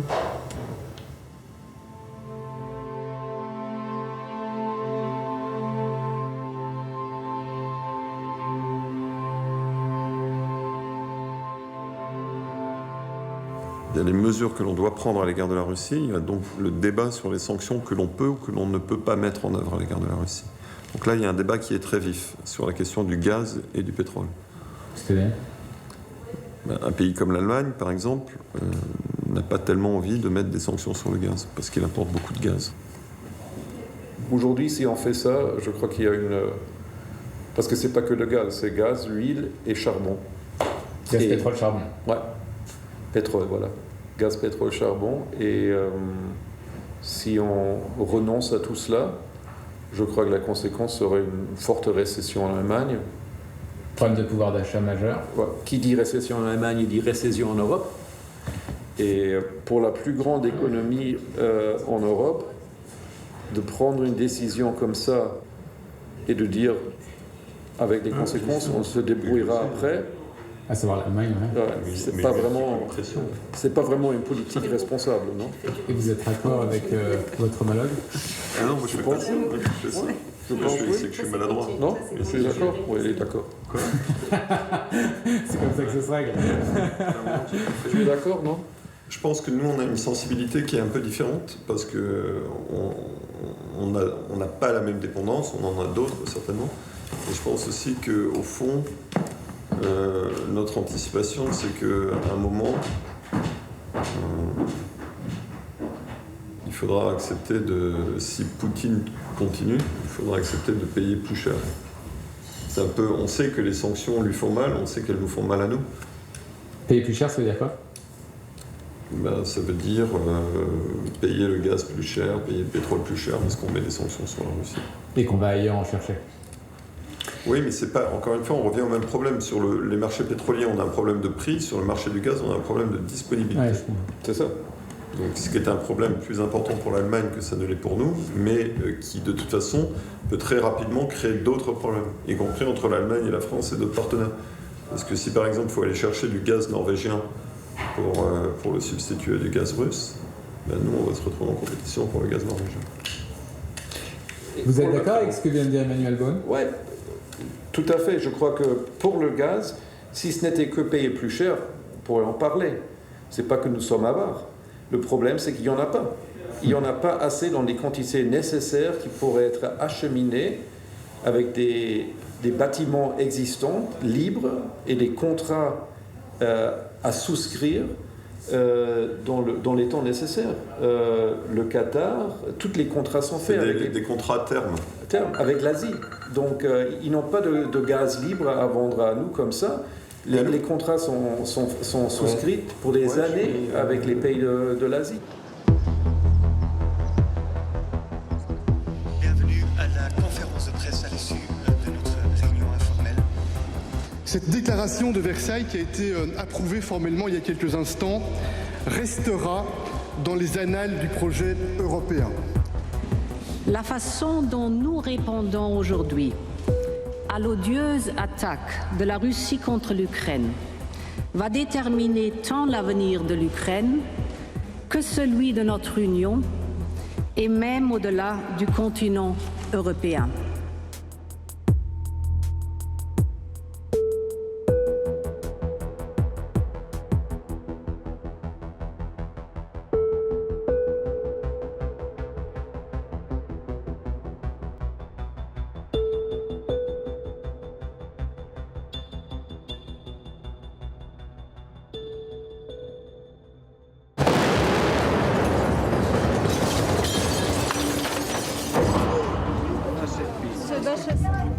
D'après les Ukrainiens, l'armée russe a bombardé aujourd'hui un hôpital pour enfants. Il y aurait 17 blessés parmi le personnel hospitalier. Ce bombardement de Mariupol, la maternité, c'est inhumain. Et je condamne ça avec la plus grande vigueur. Je suis convaincue que ça peut être un crime de guerre. La frappe aérienne a coupé en deux le théâtre de Mariupol.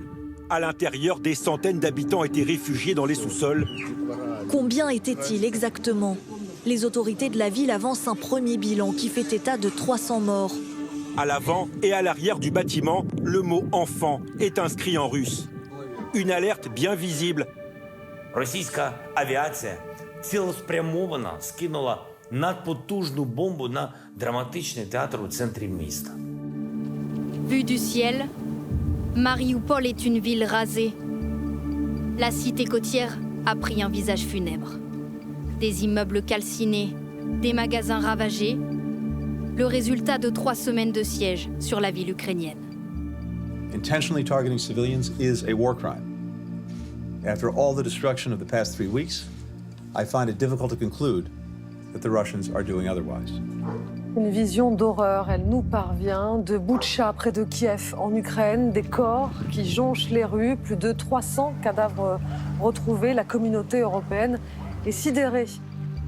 Il est clair qu'il y a des indices aujourd'hui très clairs de crimes de guerre. C'est l'armée russe qui était à Boutcha.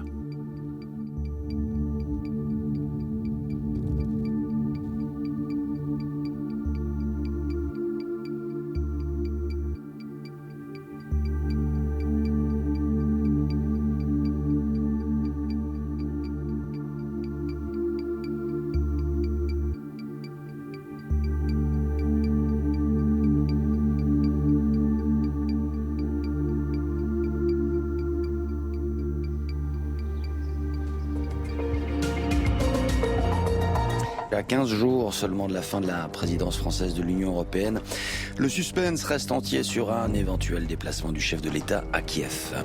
Alors qu'il a parfois été critiqué par le fait de continuer d'entretenir un dialogue avec Vladimir Poutine et par le fait d'avoir dit qu'il ne fallait pas, je cite, humilier la Russie. Est-ce qu'il se rendra en Ukraine? Point d'interrogation. On est bon? Allez.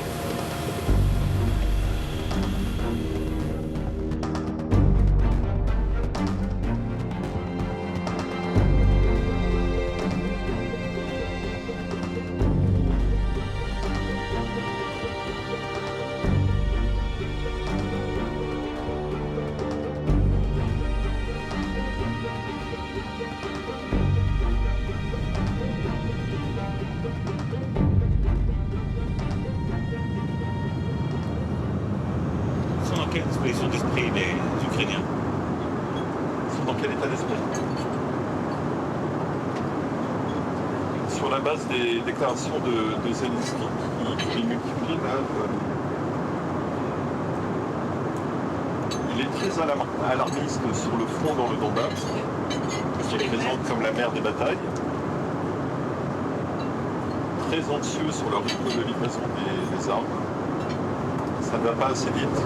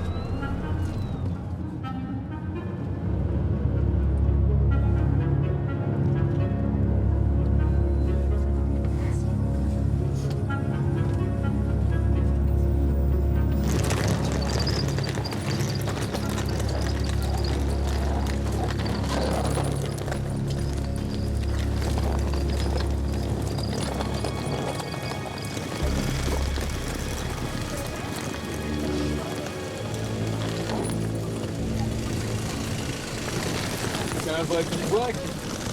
C'est impressionnant, hein. Le fait de devoir prendre un train. Ouais, au milieu de la nuit, sans savoir trop à quelle heure on va arriver, parce que souvent l'électricité n'est plus distribuée sur le réseau. Donc le train doit être... Il y a une locomotive diesel qui prend la relève, et puis on prend un autre itinéraire, etc. Donc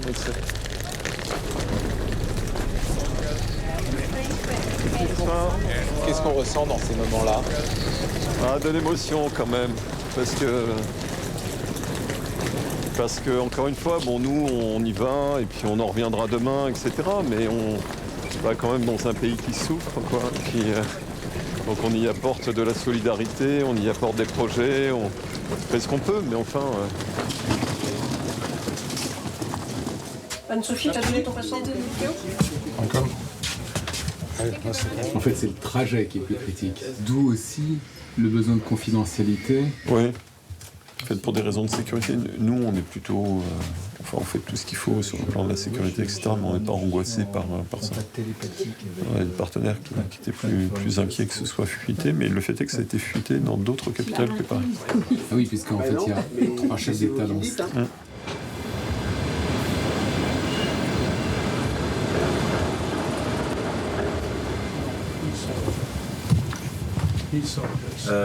Yes, I mean they put a lot of money, and they have a lot of people in Baltic.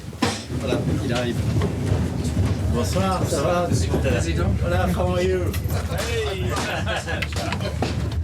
It's very good to see you. Please, but we can have something more than water. Yeah.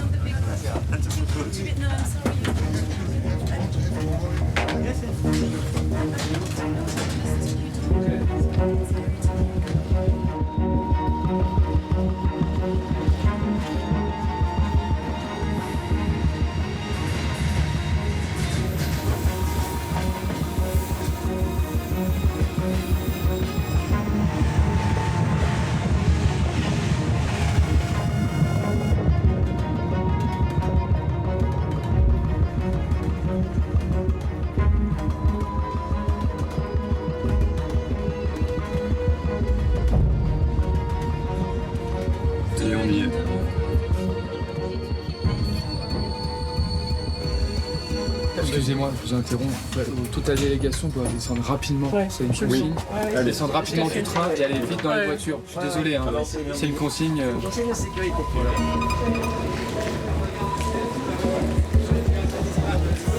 En réalité, quand même, si le pays est en guerre, il ne pouvait pas exclure qu'il y ait un incident.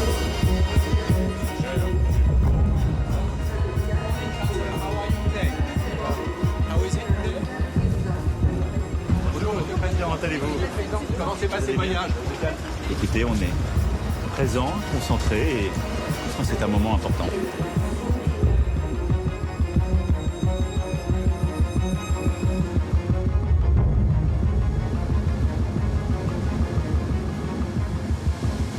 Ça fait quoi d'être de retour dans cette ville? C'est une émotion énorme, ouais.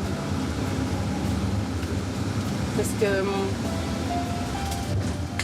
il se trouve qu'on est plusieurs à très très bien connaître le pays. Et donc évidemment, on a suivi ces événements avec beaucoup de sidération, mais en plus on a des amis ou des gens qui étaient directement concernés par le conflit. Donc revenir là, c'est et voir Kiev pas occupé. Oui, c'est ce que j'allais dire. C'est Kiev pleine de vie au fond. Oui, après il faut pas être, faut faire très attention à. Non mais j'ai la première impression en image. Voir des gens dans les rues. Oui, voir des gens dans les rues. Ouais. Il y a un mois et demi, c'était pas encore le cas.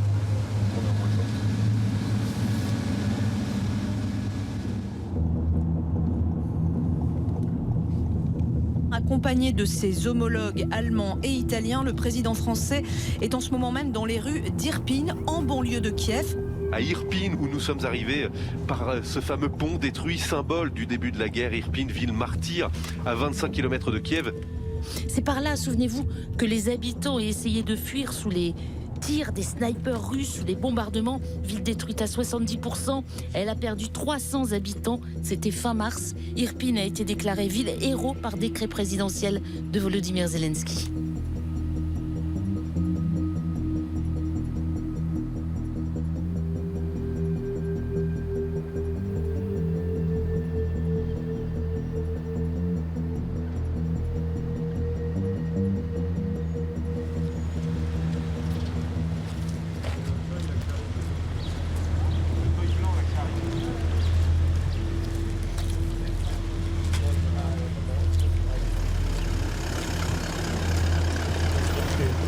Ça va?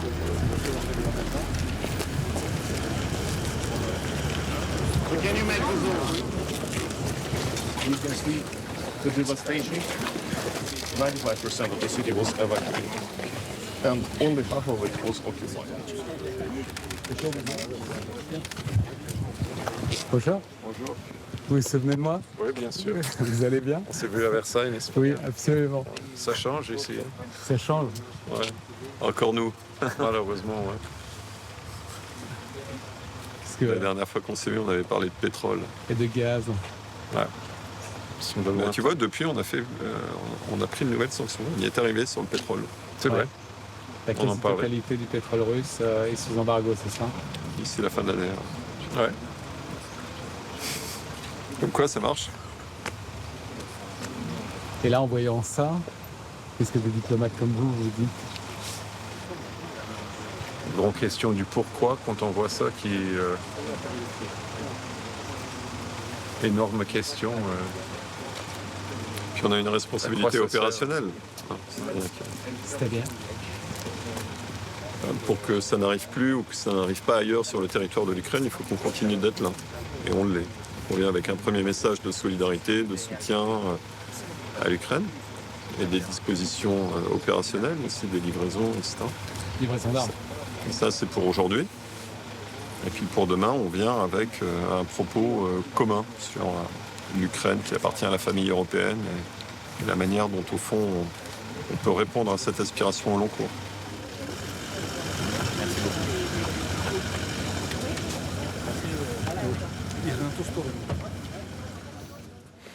C'est la photo symbole que certains attendaient de longue date. Autour du président Zelensky, Emmanuel Macron, avec le chancelier allemand, le président du Conseil italien et le président roumain ensemble à Kiev pour envoyer un message de soutien à l'Ukraine.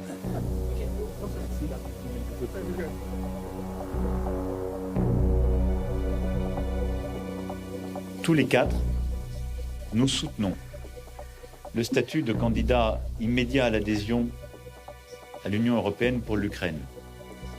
C'est un geste fort, rapide, attendu, d'espoir et de clarté que nous voulons envoyer à l'Ukraine et à son peuple.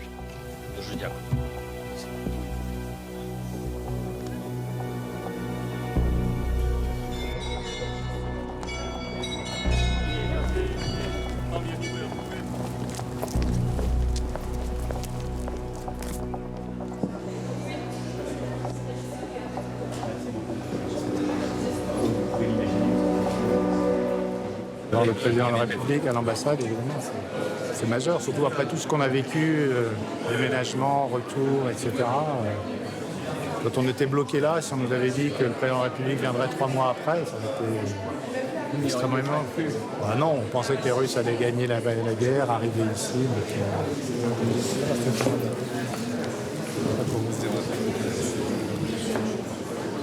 J'étais ambassadrice ici, j'ai passé 4 ans et donc c'est des gens, je les connais tous évidemment.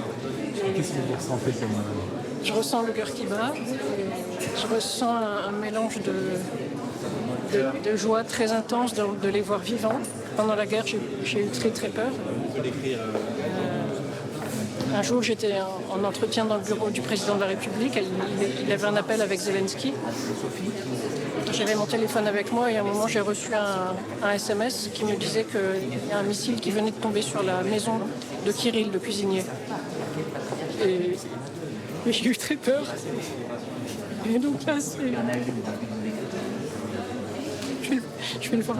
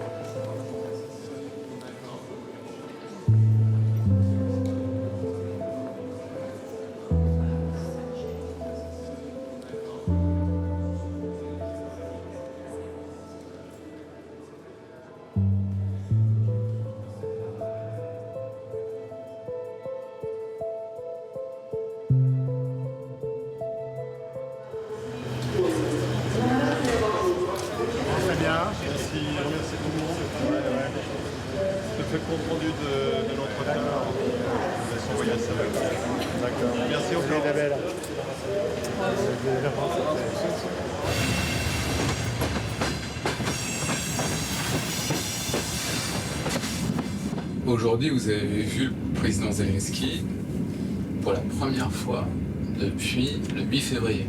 Oui. Il a changé? Bien sûr. C'est-à-dire je pense qu'il y a une fait de fatigue, il s'est durci, il conduit une guerre.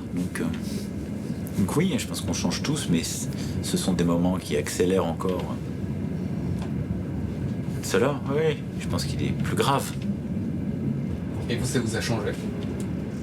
Cette période me change, bien sûr. Oui. C'est-à-dire? D'abord parce que ce qu'on croyait impensable est arrivé une fois encore. Et après, moi j'avais passé, on avait discuté beaucoup de temps à essayer d'empêcher cela, à essayer d'engager. Je pensais qu'on pouvait trouver par le chemin à la fois de la confiance, de la discussion intellectuelle, avec Poutine. Un chemin avec Poutine, parce que j'avais pas seulement l'intuition, mais la conviction que le jour où tu choisirais la guerre, il y aurait quelque chose d'irréversible. Et c'est ça qui est le plus inquiétant. Et donc moi je change parce que cela pèse. Et je pense que parfois, dans la vie de notre pays, on l'oublie. Ou ça donne le sentiment de s'éloigner de notre quotidien, alors qu'on en vit chaque jour les conséquences. C'est la guerre qui est en train d'arrêter la reprise économique de nos sociétés, d'importer l'inflation, la crise alimentaire, les millions de réfugiés partout en Europe. Mais dans le même temps, il y a encore quelque chose de plus tragique qui se joue. Là-bas, en Ukraine, dans la vie d'une nation, et les conséquences aussi qu'il y aura ensuite par ricochet. Donc, oui, moi je suis plutôt grave dans la période. Donc, vous disiez un truc intéressant au début.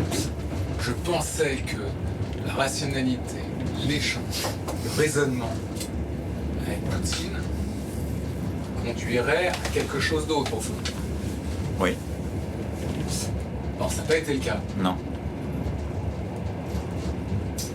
Et pourtant, vous avez continué depuis le 24 février, je crois près d'une dizaine de fois. Peut-être, mais en gros, à échanger avec lui au téléphone. À quoi ça sert? Quand on sait que, au fond, les arguments, parce qu'on n'a pas autre chose que la raison. Parce que chaque étape... Non, mais après, il y a des contextes, des rapports de force et autres. Mais chaque étape est importante. Et donc, on n'a pas convaincu, il a envahi l'Ukraine. Ensuite, il y a une autre phase qui est passée quand on a découvert les exactions à Boutcha. Crime de guerre. Crime de guerre. J'avais qualifié, je l'ai dit. Là, ça change de nature parce que... Et c'est toujours pareil, c'est une étape franchie. Et c'est une étape dans le... Du coup, avec sa part d'irréversible. Et on continue quand même à parler parce que à ce moment-là, pendant plusieurs semaines, je ne lui ai pas parlé.